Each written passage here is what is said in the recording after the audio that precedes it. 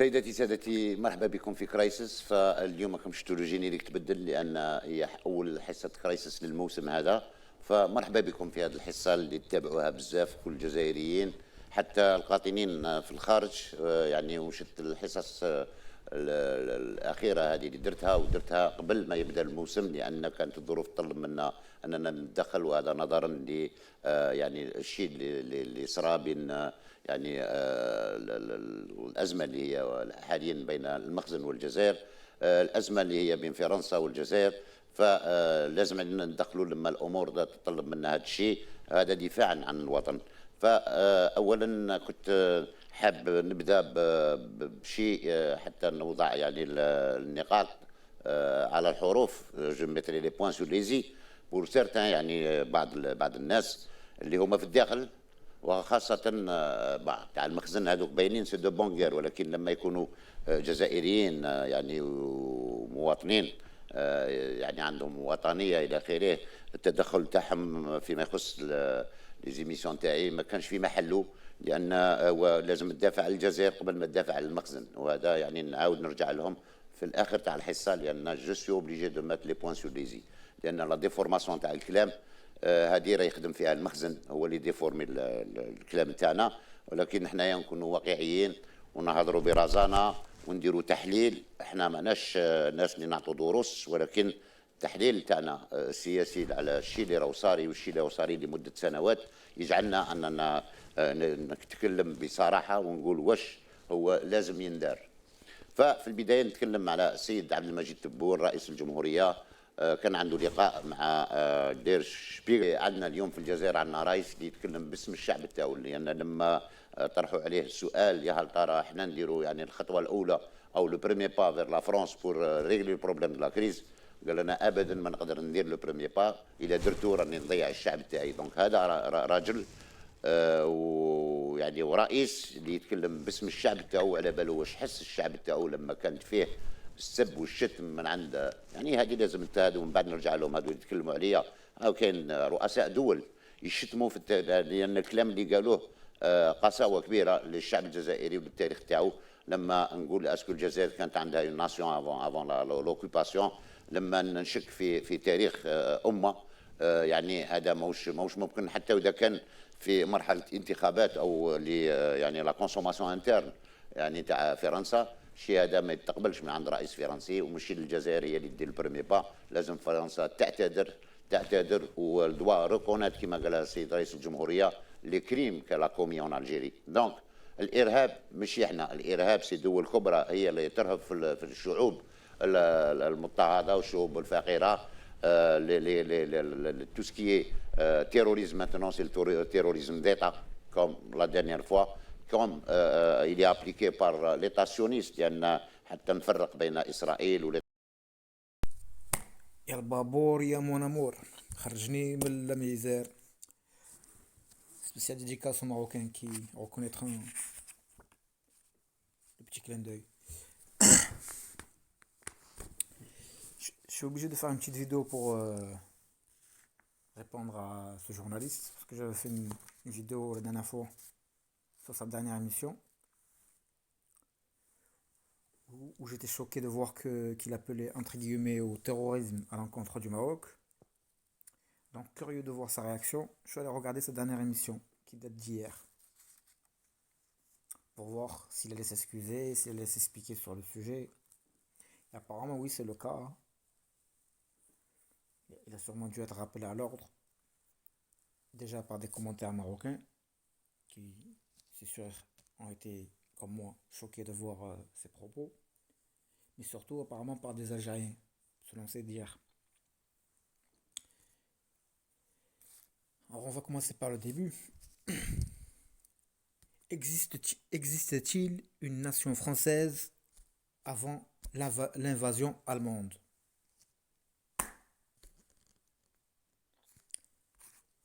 Existe-t-il une nation marocaine avant le protectorat français? Je pourrais continuer ainsi pour quasiment toutes les nations de la Terre. Je ne pense pas qu'il y aurait grand monde qui serait offensé. On appelle cela faire de l'histoire.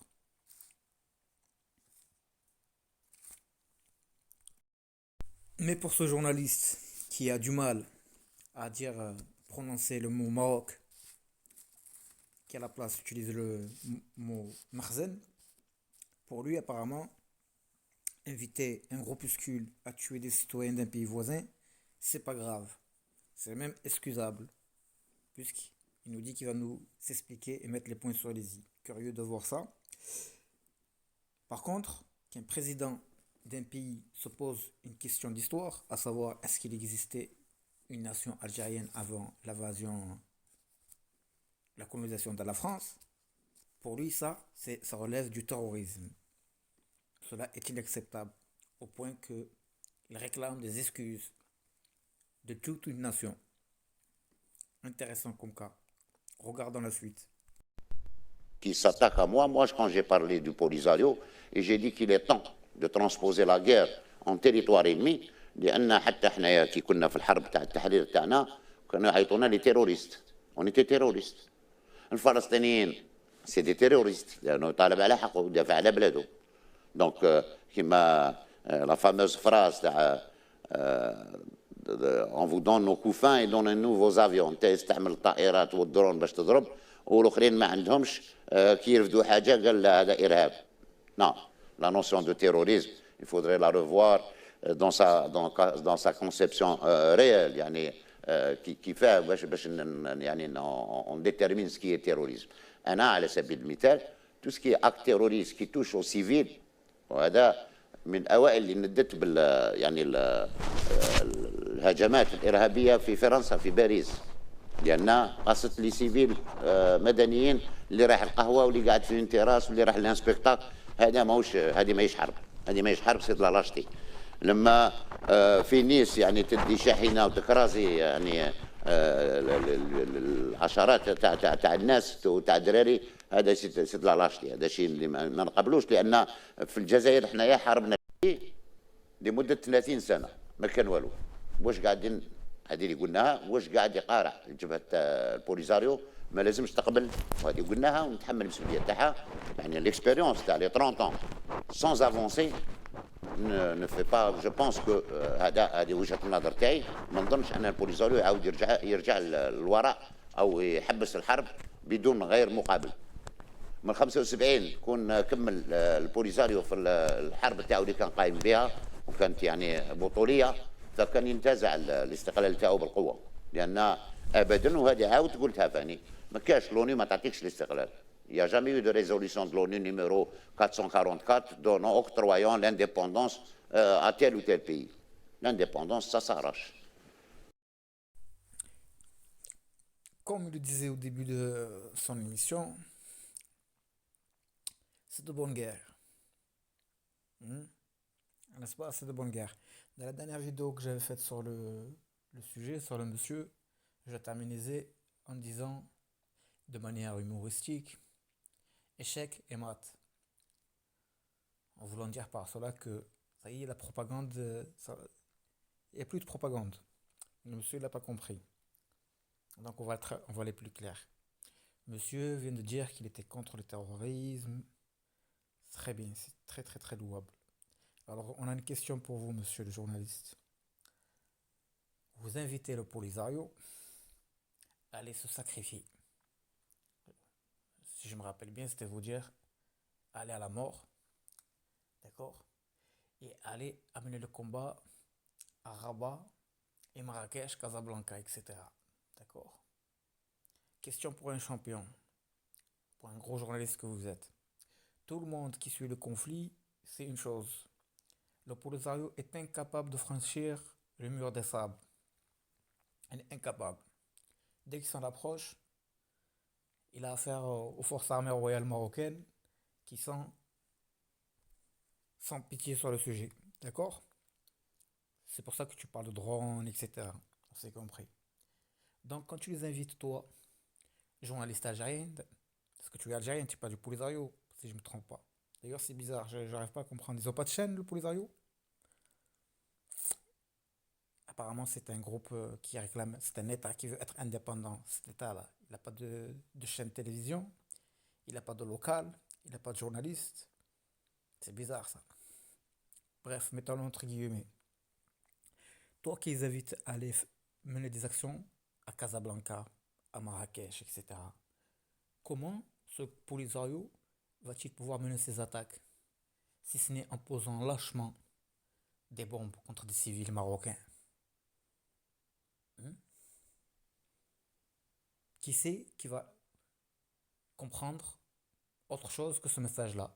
Aller attaquer des Marocains, des civils marocains. À ma connaissance, Casablanca, c'est pas une casa militaire marocaine. Casablanca, c'est la plus grande ville du Maroc. D'accord? C'est une ville. Dans une ville, qu'est-ce qu'il y a? Des citoyens. On est d'accord. Donc, c'est bien un appel au terrorisme. D'accord? Alors, au lieu d'essayer de s'excuser, de trouver une parade à la, comment dire, à l'indéfendable, il aurait été plus louable de reconnaître ses torts et de faire demi-tour. En d'autres termes, c'est pas pour vous, monsieur le journalisme. J'en veux pour preuve, vous dites qu'il n'y a jamais eu de pays qui a été indépendant suite à une résolution de l'ONU. Or, avec un simple clic sur Google, j'ai tapé ONU, indépendance de l'Algérie, j'ai découvert avec stupeur, qu'il y a une résolution de l'ONU qui a marqué l'indépendance de l'Algérie. C'est la résolution 176. Moi, je suis un simple citoyen, je suis ni journaliste, ni politicien. D'accord? Contrairement à vous qui êtes un journaliste, quelqu'un de sérieux, qui avant de faire une émission la prépare, vous aurez dû savoir, en tant qu'Algérien, que votre pays, pour avoir son indépendance, a fait suite à une résolution de l'ONU, numéro 176. Ça vous éviterait de dire des bêtises et de vous enfoncer encore plus dans le mensonge, toujours le mensonge. Alors on va conclure cette vidéo. Je vais pas plus loin dans l'analyse de l'émission. Ça sert à rien. Puisque monsieur a perdu toute crédibilité. Il ne sait pas que son pays, l'Algérie, a fait l'objet d'une résolution de l'ONU pour lui octroyer son indépendance. On ne peut pas aller plus loin pour parler sérieusement. N'est-ce pas? Il appelle au terrorisme. Pire encore, qui sont ce groupe qui l'envoie à une mort certaine? Ce sont des enfants. Un fait qu'a rappelé l'ambassadeur du Maroc à l'ONU, M. Omar Hillel. Le Polisario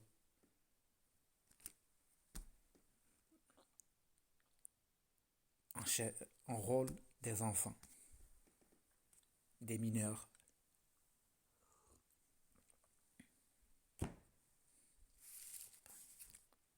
C'est ça, défendre une noble cause. Hmm? C'est une question que je me pose.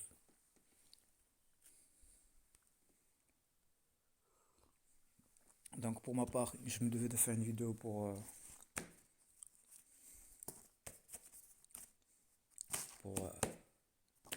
clore ce sujet. Je pense que vous devriez abandonner le journalisme. Surtout abandonner le journalisme concernant le Maroc. Parler de l'Algérie, parler du football, faites de la météo. Mais quand vous parlez du Maroc, vous n'êtes pas objectif. On sent une haine qui pousse à des propos mensongers. Vous êtes la preuve que le Polisario n'existe pas. Vous êtes la preuve que le Polisario est armé, financé, logé, nourri par l'Algérie que vous représentez. Vous êtes la preuve matérielle.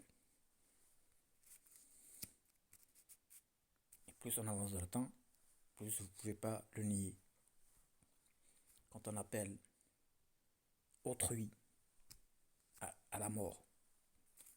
C'est qui peut se permettre d'appeler quelqu'un d'autre à la mort, si ce n'est un groupuscule qu'on commande. Donc le Polisario est bien un groupuscule armé par l'Algérie. La preuve en est, un journaliste les appelle au combat. C'est la preuve. J'ai jamais entendu le Polisario appeler l'Algérie, les Algériens allaient se noyer à la Méditerranée par exemple, ou à taper leur tête contre le mur. J'ai jamais entendu ça. C'est bizarre.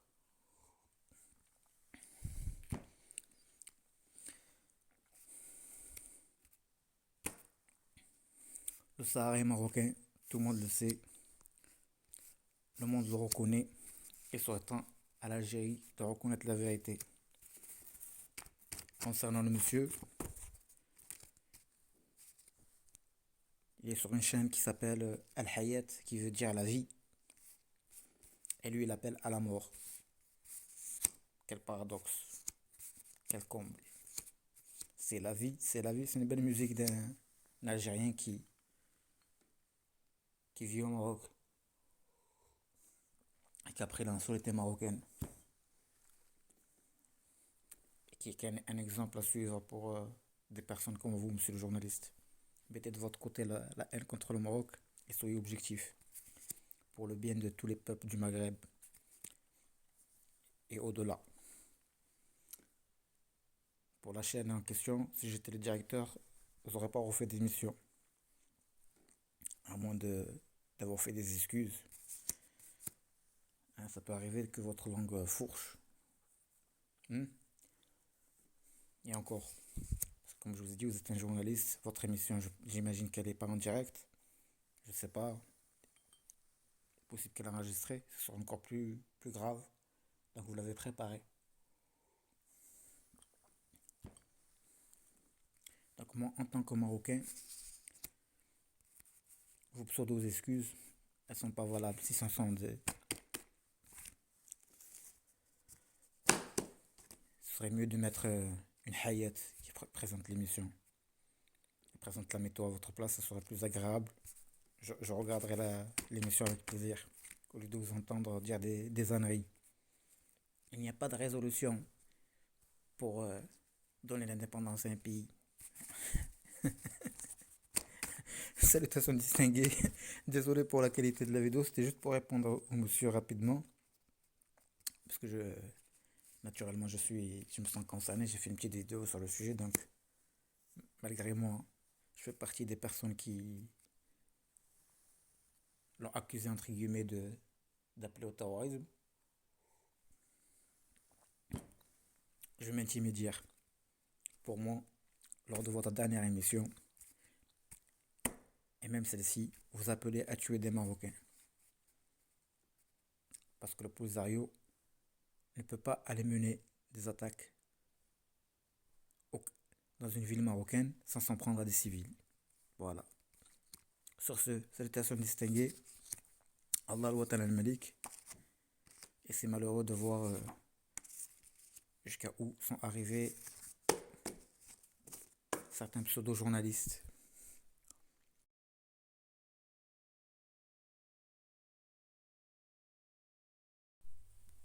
Quant à moi, je viens de m'apercevoir que j'allais transmettre une fausse information.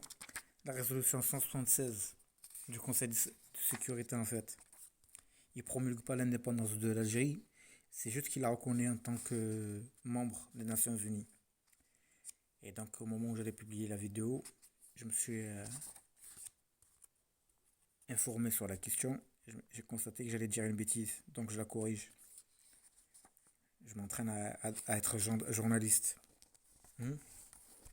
Parce que l'Algérie de l'indépendance, elle a été obtenue à la faveur d'un référendum d'autodétermination prévu par les accords d'Évian et par le pays duquel les Algériens se prononcèrent massivement pour l'indépendance de l'Algérie. C'est écrit là.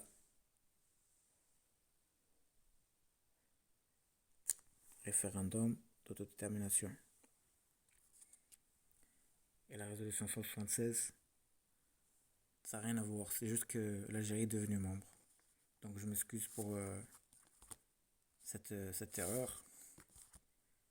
Donc, monsieur le journaliste, il a peut-être raison, il n'y a pas de résolution à l'ONU concernant l'indépendance d'un pays. Je m'excuse. Donc, qu'est-ce que je vais faire? Pour terminer les deux, je vais laisser répondre l'ambassadeur du Maroc à ce monsieur. Encore une fois, je m'excuse pour l'erreur.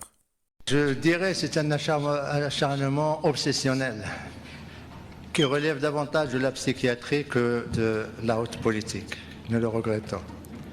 L'acharnement de l'Algérie, je pourrais passer des heures et des heures à vous l'expliquer. Mais je vais faire, si vous le permettez, une sorte de comparaison. Que propose le Maroc à cet acharnement obsessionnel? Il lui propose juste la résilience, la sagesse, la retenue. Et je vous donne deux clichés. L'Algérie instrumentalise le principe de l'autodétermination à des fins politiques. L'Algérie pense qu'il a le monopole de l'utilisation de ce principe pour faire tout ce qu'il veut. L'Algérie a fait captation de ce principe et il s'est substitué pratiquement aux Nations Unies. Que fait le Maroc? Le Maroc défend son intégrité territoriale.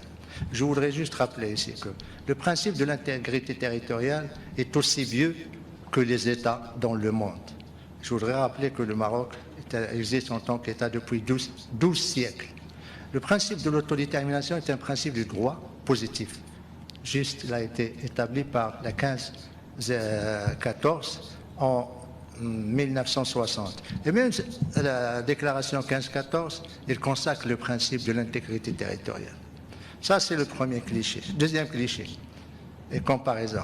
L'Algérie, il a les camps qu'il utilise en tant que symbole de l'existence d'un conflit. Le Maroc, il a le Sahara qu'il développe. Il y a une population qui participe à la vie économique, politique, sociale, démocratique. Troisième cliché. L'Algérie, il a un proxy, un groupe séparatiste armé. Le Maroc, il a un peuple, il a une population du Sahara attachée à sa marocanité et il a cette unité entre le peuple et le roi. Autre cliché, si vous le voulez bien, l'Algérie détourne avec le Polisario l'assistance humanitaire, détourne les fonds. Et ça figure dans les rapports du secrétaire général parce que tout simplement il y a eu des ONG, il y a eu des détenteurs de traités des droits de l'homme qui ont saisi le Haut Commissariat aux droits de l'homme et également le secrétaire général. De l'autre côté, le Maroc investit, construit. Dernier cliché, l'Algérie a un agenda politique. Il l'utilise comme exutoire à ses problèmes internes. Le Maroc a une cause nationale qui soude un peuple et une monarchie vieille de 5 siècles.